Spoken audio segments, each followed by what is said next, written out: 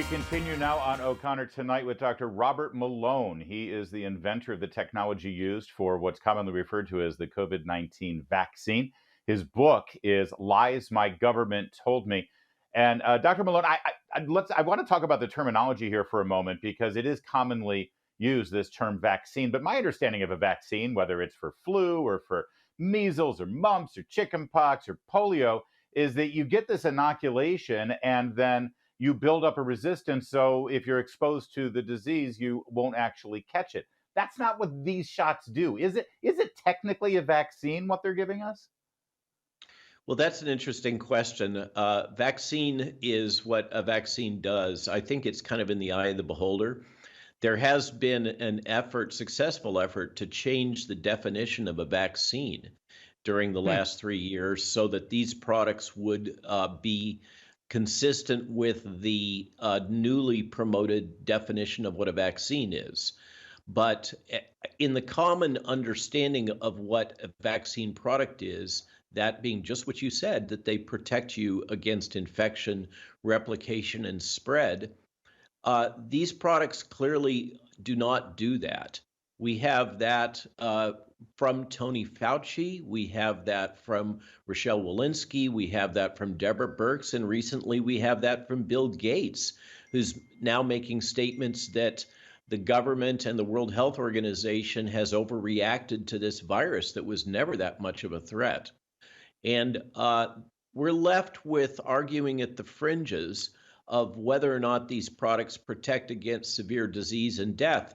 As I mentioned in the prior segment, the data from the Cleveland Clinic and frankly from all over the world demonstrate that the more of these products you take, the more inoculations you have, the higher the probability that you develop clinical COVID.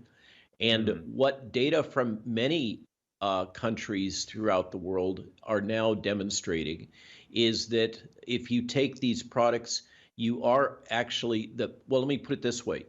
The majority of people dying of COVID as opposed to with COVID are those that have been vaccinated. Now, those data are difficult to tease apart because in many countries, so many people have been vaccinated. But even if you account for that, increasingly the data are demonstrating that those that are highly inoculated are more likely to be hospitalized or die. And we have other sources of data like insurance actuaries, et cetera, that demonstrate a striking correlation between onset of vaccination and increase in all-cause mortality in vaccinated populations. All of these things should be lighting up danger signals. And in a normal environment in which the CDC was not politicized and the FDA was not compromised by the fact that the majority of their funding comes from the pharmaceutical industry, we would have federal agencies jumping on this. Frankly, they should have withdrawn the product until they could better understand what was going on and sort out these safety signals. But instead, they've just plowed forward.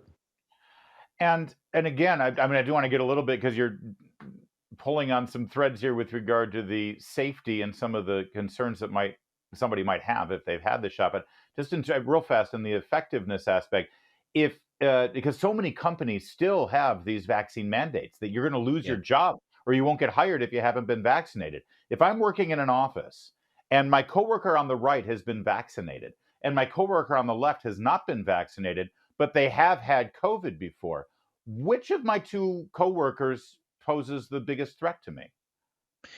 You're putting your finger right on the hot button.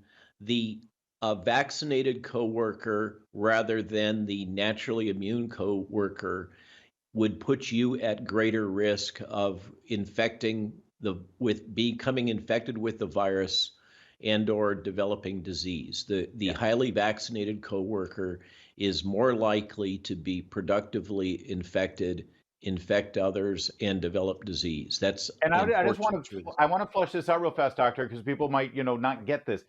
First of all, just from your position of authority and knowledge and education and your intimate knowledge with how this technology works, you're in a qualified position to answer that question.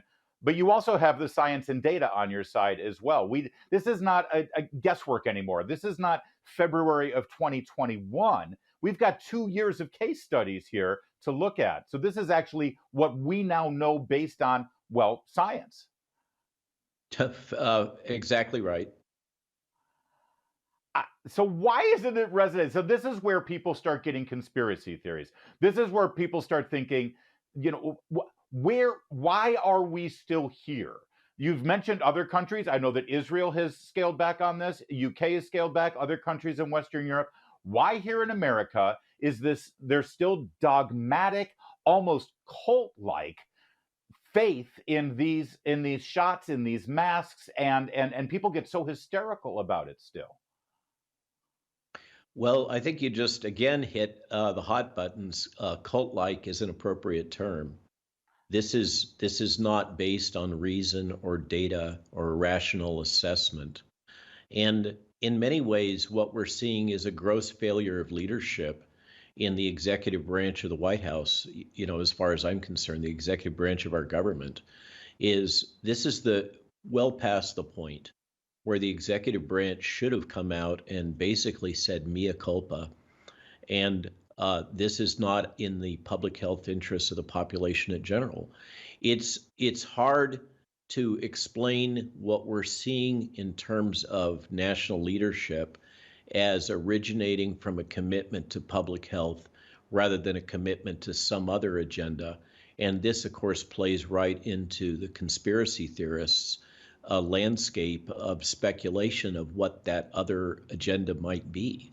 And we can go on and on about that. I personally prefer not to, except behind closed doors. I can't know what's in Mr. Biden's head or that of Rochelle Walensky or the director of the FDA or Peter Marks. I just know their behaviors and their actions, and they are absolutely not consistent with a focus on public health, in my opinion. Well, and I think that that's been echoed by other people, other doctors that we've interviewed. And that's really sort of the bigger problem. When we have this chemical spill in East Palestine, Ohio, and we see a giant Yes. black mushroom cloud and fish dying in streams and chickens dying in people's backyards, and the government says, "Trust us, everything's safe."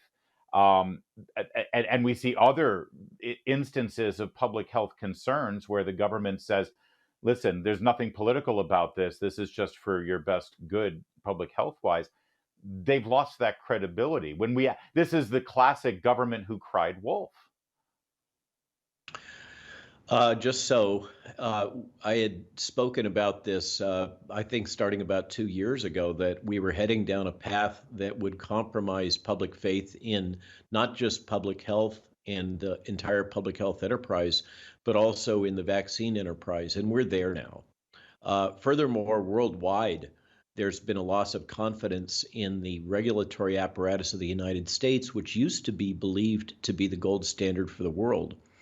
The consequence of this is that we're basically conceding our pharmaceutical industry, which is not a trivial part of our economy, to India and China. Because why not go to India and China if the United States is not able to ensure safety, purity, potency, and effectiveness of the products coming out of its manufacturing infrastructure? Why not go to India and China, which is the disparagement has been that those countries and their industries are compromised, they have lower quality standards, et cetera. That we no longer can make that argument here in the United States. It's a tragedy on so many different levels. Yeah, and you're right. I mean, the knee-jerk response is, well, those countries can't be trusted, but we're not standing on very firm ground in that regard either.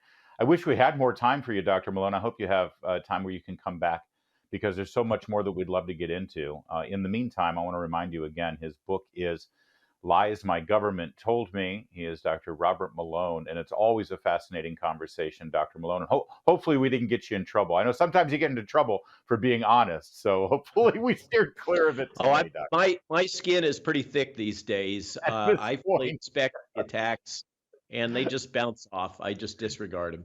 There you go. By the way, I know a good dermatologist if you need a referral. This is O'Connor tonight on Salem News Channel.